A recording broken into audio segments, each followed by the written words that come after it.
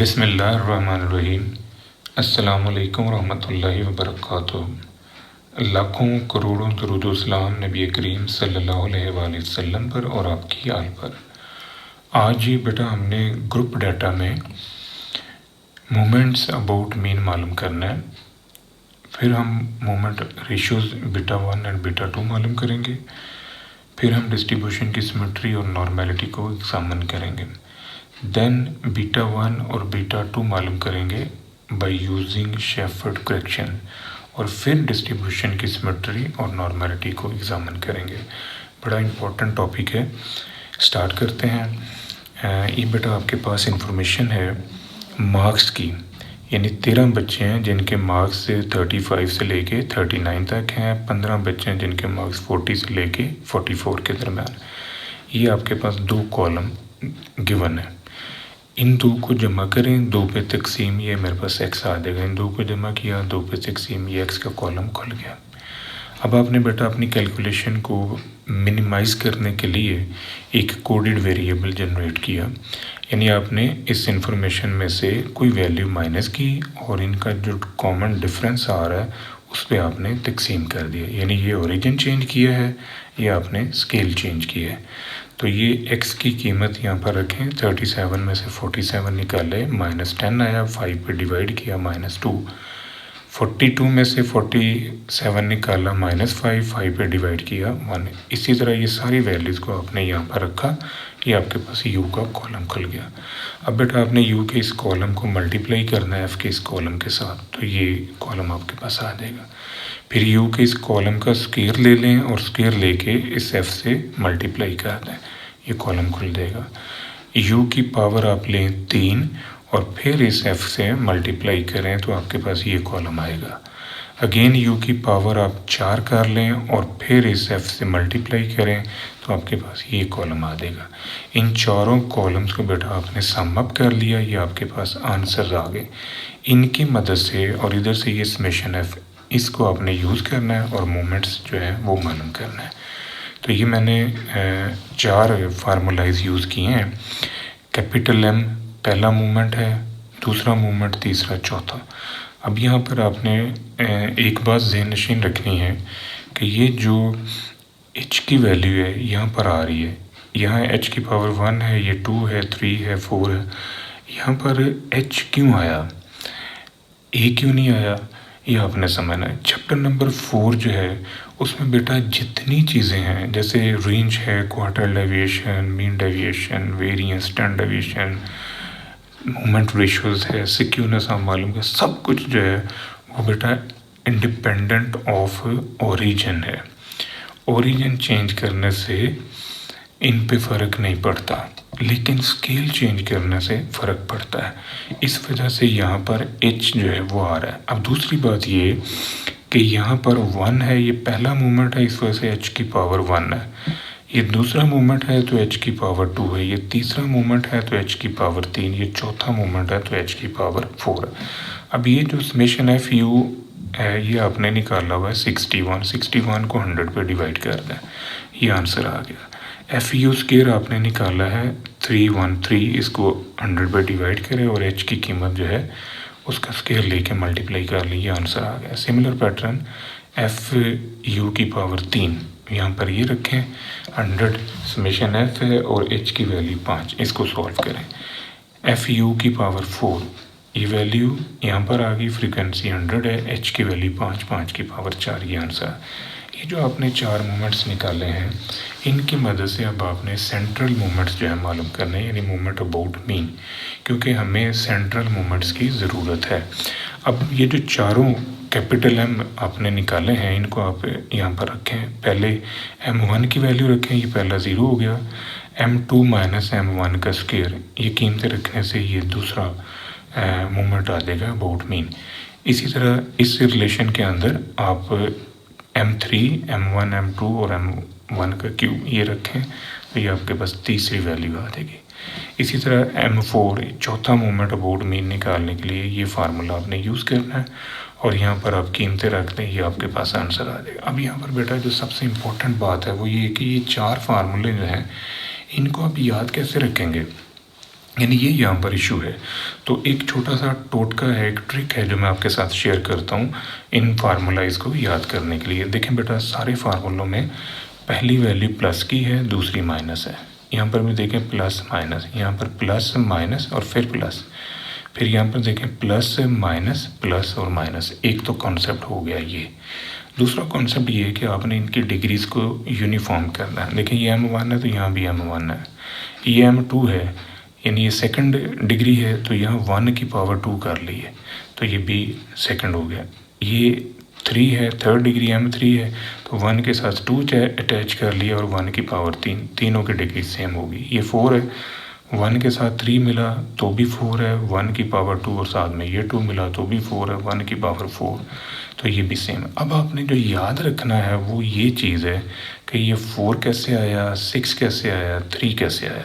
ये जो कोफिशिएंट्स हैं ये आपने याद रखना है। अब इसके लिए ये वाला जो है इसका 1 आंसर है, यानी इसका कोफिशिएंट 1 है। कैसे आया, 4 है, 4C0, कैलकुलेटर में ना NCR का बटन है, 4C0 करेंगे तो आंसर 1 होगा, फिर 4C1 करेंगे आंसर 4 है, 4C2 करेंगे आंसर 6 है, जब आप 4C4 करोगे तो आंसर आएगा 4। तो ये जो आखिरी वाला होता है ना, इसमें से एक कम करके लिखते हैं, यानी 4C4 की आपने यहाँ पर 4C3 किया तो आंसर आपके पास आया है 4। अब एक आपने कम करके लिख लेना है। अब कम करके लिखेंगे तो वो 3 होगा। इसी तरह यहाँ पर देखें 3C0 1, 3C1 3 और 3C2 पे 3 आएगा और एक कम करके आपने लिख लेना है। इसी तरह यहाँ पर देखें 2C0 1 आया, 2C1 पे 2 आएगा, एक कम करके यहाँ लिखना है। यहाँ पर देखें 1C0 और ये 1C1, ये सेम मतलब आ जाएंगे प्लस माइनस के कॉन्सेप्ट के साथ। तो इस तरह आप इनको बेटा याद रख सकते हैं। अब ये जो आपने निकाले हैं मोमेंट्स अबाउट मीन, इनकी मदद से आपने बीटा 1 और बीटा 2 लेना है। ये आपके पास बीटा 1 का फार्मूला है, ये बीटा 2 का फार्मूला है। इनको मूवमेंट रेशियोज़ कहते हैं क्योंकि इनमें जो ऊपर वाली रकम और नीचे वाली ये सारे मूवमेंट्स ही हैं। तो यहाँ पर m3 की कीमत रखी, उसका स्क्वायर ले लिया, m2 की कीमत का क्यूब, इसको सॉल्व करें, ये आपके पास आंसर है और ये अप्रॉक्सीमेटली 0 ही है। तो हम कह सकते हैं कि हमारी डिस्ट्रीब्यूशन जो है वो सिमेट्रिकल है।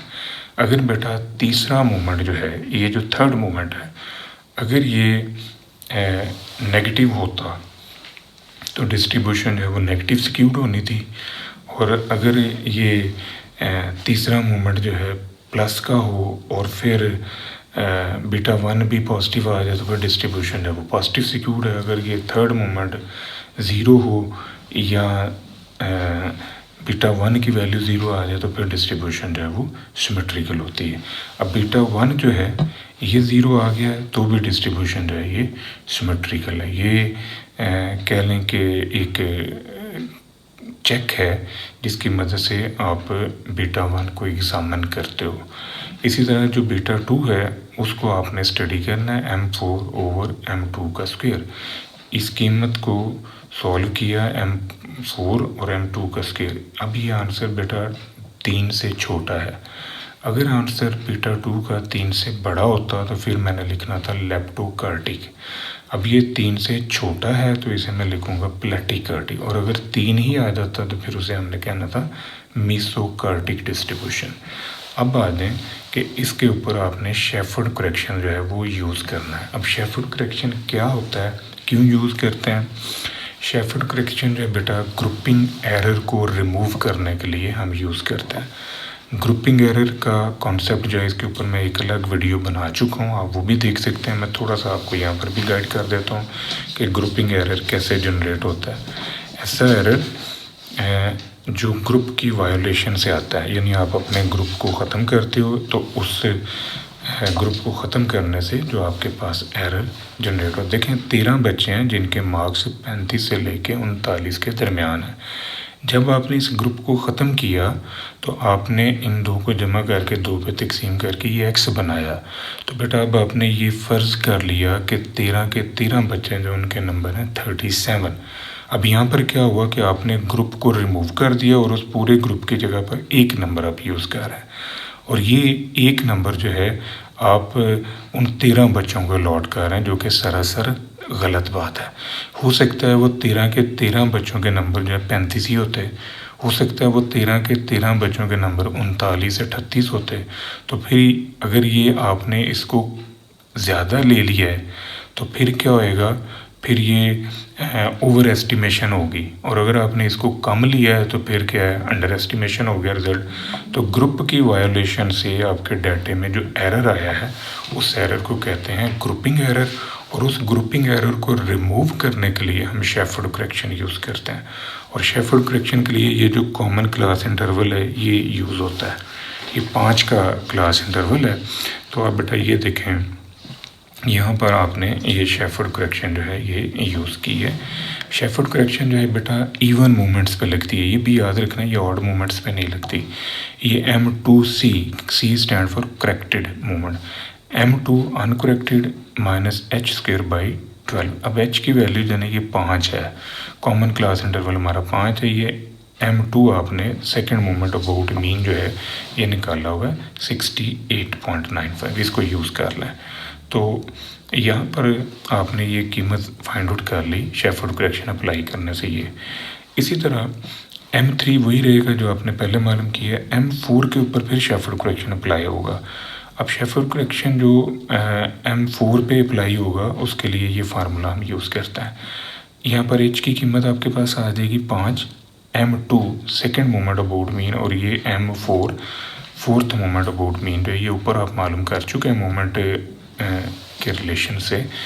एक ये आंसर आ गया M4 और ये आपके पास है M2, ये दोनों कीमतें आपने यहाँ पर बेटा यूज़ की हैं।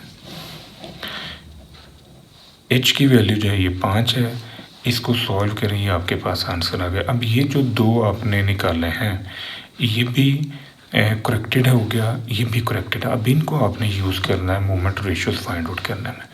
तो आपके पास है ये बीटा 1 का आंसर आ रहा है। बीटा 1 के फार्मूले में कीमतें रखने से ये अप्रॉक्सीमेटली 0 ही है, तो आप इसको सिमेट्रिकल डिस्ट्रीब्यूशन ही कह सकते हैं। इसी तरह यहाँ पर जो आपने करेक्टेड मूवमेंट्स को यूज़ किया है तो इससे जो आंसर आया वो है 2.24। तो ये भी डिस्ट्रीब्यूशन की प्लेटिकर्टिक शेप को डिस्क्राइब कर रहा है, यानी डिस्ट्रीब्यूशन की जो नॉर्मेलिटी स्टडी है उसमें बीटा 2 का आंसर 3 से छोटा आया है, तो हम ये कह सकते हैं कि ये डिस्ट्रीब्यूशन जो है ये फिर प्लेटिकर्टिक है। अगर 3 से बड़ा होता तो लेप्टोकर्टिक होनी थी, 3 के बराबर होता तो मेसोकर्टिक होनी थी। ये तो बेटा आज का हमारा लेक्चर 2 में याद रखिएगा। इंशाल्लाह अगली वीडियो के साथ फिर हाजिर होंगे। फी अमान अल्लाह।